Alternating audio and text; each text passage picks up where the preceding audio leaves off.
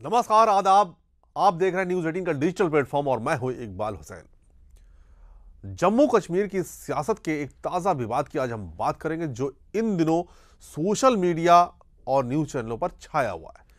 जम्मू कश्मीर के मुख्यमंत्री उमर अब्दुल्ला ने हाल ही में एक इंटरव्यू में केंद्र की मोदी सरकार की तारीफ की है। उन्होंने कहा है अगर मोदी सरकार चाहती तो वो हमें घुटनों पर ला सकती थी, लेकिन उसने बजट से भी ज़्यादा फंड दिए। मुझे कोई शिकायत नहीं, ये कहना है उमर अब्दुल्ला का, जो नेशनल कॉन्फ्रेंस के एक वरिष्ठ नेता हैं और मुख्यमंत्री हैं जम्मू एंड कश्मीर के, और लंबे समय से आर्टिकल 370 हटाए जाने के खिलाफ आवाज़ उठाते हैं। अचानक केंद्र सरकार की उदारता की सराहना कर रहे हैं। ये बयान क्यों ज़रूरी है, क्यों इम्पोर्टेंट है, ये भी हम जान लेते हैं। क्योंकि जम्मू कश्मीर की राजनीति में एनसी और पीडीपी के बीच लंबे समय से रिवॉल्वरी चल रही है और इस बयान के बाद सोशल मीडिया और ट्वीट वार शुरू हो गया। पीडीपी एमएलए वहीद पर्रा ने उमर के बयान पर गुड बॉय कहकर तंज कसा, तो वही कुछ इसे सियासी मजबूरी बता रहे हैं। और भी इस पूरी कहानी को डिटेल्स में समझते हैं कि सबसे पहले थोड़ा बैकग्राउंड ही समझ लेते हैं। 2019 में आर्टिकल 370 हटाए जाने के बाद जम्मू कश्मीर को केंद्र शासित प्रदेश बना दिया गया। उमर अब्दुल्ला और महबूबा मुफ्ती जैसे नेता लंबे समय तक नजरबंद रहे। 2024 में विधानसभा चुनाव हुए, एनसी कांग्रेस गठबंधन ने जीत हासिल की और उमर अब्दुल्ला मुख्यमंत्री बने, लेकिन राज्य का दर्जा अभी बहाल नहीं हुआ है। ये उनकी मुख्य मांग है। जम्मू कश्मीर की अर्थव्यवस्था केंद्र पर बहुत निर्भर है। राज्य का अपना रेवेन्यू बहुत ही कम है, जो कि टैक्स है, टूरिज्म है, जो लोकल जो वहाँ के बिजनेस हैं उनसे आता है। ज़्यादातर बजट केंद्र से आता है। विकास परियोजनाएं जैसे कि सड़कें, बिजली, स्वास्थ्य, सब केंद्र के फंड पर चलते हैं। ऐसे में किसी भी चुनी हुई सरकार के लिए, चाहे वो किसी की सरकार हो, नेशनल कॉन्फ्रेंस हो, पीडीपी की सरकार होती या फिर किसी और की सरकार होती, तो यहाँ राज्य जम्मू कश्मीर राज्य एक ऐसा है कि यहाँ पर हमें केंद्र के से अच्छे संबंध रखना जरूरी होता है। उमर जानते हैं कि अगर केंद्र सख्ती करे तो राज्य की सरकार चलाना मुश्किल हो जाएगा। यही वजह है कि वे फंडिंग की तारीफ कर रहे हैं।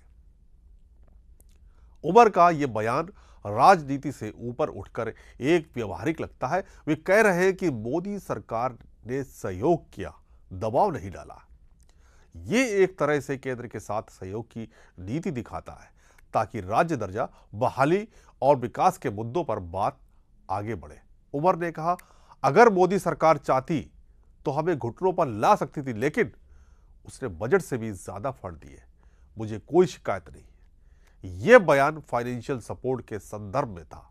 जम्मू कश्मीर को केंद्र से स्पेशल पैकेज मिलते हैं, इंफ्रास्ट्रक्चर है, टूरिज्म है, सिक्योरिटी है, वगैरह वगैरह। उमर ये मान रहे हैं कि केंद्र ने उदारता दिखाई जिससे राज्य सरकार काम कर पा रही है। यह बयान विपक्षी एकता के लिए भी झटका है, क्योंकि उमर इंडिया गठबंधन का हिस्सा है, लेकिन हाल ही में उन्होंने वोट चोरी जैसे मुद्दों से दूरी बनाई। अब मोदी सरकार की तारीफ कर रहे हैं। ये दिखाता है कि क्षेत्रीय मुद्दों पर वे केंद्र से सहयोग चाहते हैं, ना कि टकराव। अब आते हैं कि विवाद के मुख्य हिस्से पर। इस बयान के बाद सोशल मीडिया पर ट्वीट वार शुरू हो गया। पीडीपी एमएलए इसे गुड बॉय कहकर तंज कर रहे हैं। दूसरी तरफ पीडीपी ने तंज कसा। हालांकि महबूबा मुफ्ती ने सीधे ट्वीट नहीं किया, लेकिन पीडीपी समर्थकों और कुछ न्यूज पोस्ट में इसे सरेंडर या मजबूरी बताया गया। एक एनसी एमएलए तनवीर सादिक ने महबूबा मुफ्ती की पुरानी फोटो पोस्ट करके तंज कसा और लिखा गुड गर्ल। अब यहां पर वार, ट्विटर पर जो वार शुरू हो गया गुड बॉय और गुड गर्ल का, यानी कि एक तरफ पीडीपी जो है वो उमर अब्दुल्ला के मोदी को की तारीफ पर जो है वो उमर अब्दुल्ला के फोटो पर लिख रहा है पीडीपी के एमएलए वहीद पर्रा गुड बॉय, वही तुरंत उसके थोड़ी देर के बाद तनवीर सादिक एनसी के एमएलए हैं और वो लिखते हैं एक राजनाथ सिंह के साथ जो है वो फोटो और ट्वीट जो है महबूबा मुफ्ती का फोटो के साथ जो ट्वीट करते हैं उस पर लिखते हैं गुड गर्ल। इसका क्या मायने हैं ये एक अलग बात है, लेकिन ये ट्विटर वार शुरू हो गया। हालांकि एनसी और पीडीपी के बीच पुरानी राइवलरी है, दोनों अलगाववाद से मुख्यधारा में आए हैं लेकिन एक दूसरे को आरोप लगाते रहते हैं।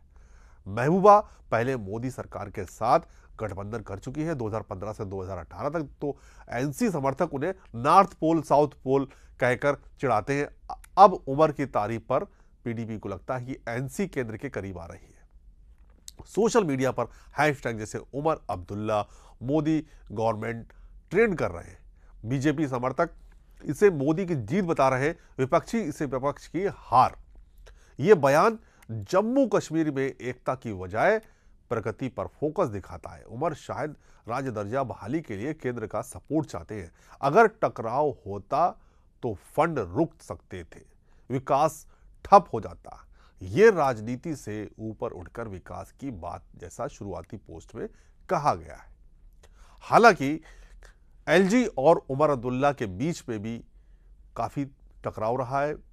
कई बार इन्होंने इल्जामात उमर ने कई बार इल्जाम लगाए हैं कि एलजी उन्हें काम नहीं करने देते, जबकि एलजी मनोज सिन्हा ने सीधे तौर पे कहा कि कामकाज के लिए आपको नहीं रोका गया है, आप काम कीजिए, आपके पास राइट्स हैं, आपके पास फंड है, तो राज्य के काम क्यों नहीं करते। पूरा अभी हाल ही में जो 1 साल इनके सरकार का बीता उसमें कोई कामकाज नहीं दिखा जमीनी स्तर पर, उसको लेकर काफी रसाकसी रही है। उसके बाद आज फंड को लेकर खुद उमर अब्दुल्ला ने कहा है कि उनके पास फंड बजट से ज्यादा है, तो फिर ये जो राज्य का विकास है क्यों रुका हुआ है। राज्य में जो बात हेल्थ की है, राज्य में इंफ्रास्ट्रक्चर की बात जब आती है तो वो क्यों रुका हुआ है, मतलब उन पर काम क्यों नहीं हो रहा है। जब फंड आपके पास है तो फिर क्यों नहीं काम हो रहा है। बहरहाल क्रिटिक्स कहते हैं कि ये आर्टिकल 370 के स्टैंड से समझौता है। पीडीपी इसे मौका मानकर एनसी पर हमलावर हो सकती है। कुल मिलाकर यह बयान जम्मू कश्मीर की राजनीति में नया मोड़ है।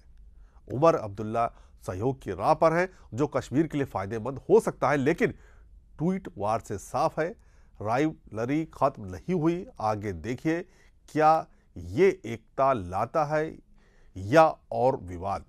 आपको क्या लगता है? उमर अब्दुल्ला का जो मोदी सरकार की जो तारीफ वाला बयान है, इसे आप कैसे देखते हैं, किस नजरिए से देखते हैं? कमेंट में जरूर बताएं। जय हिंद।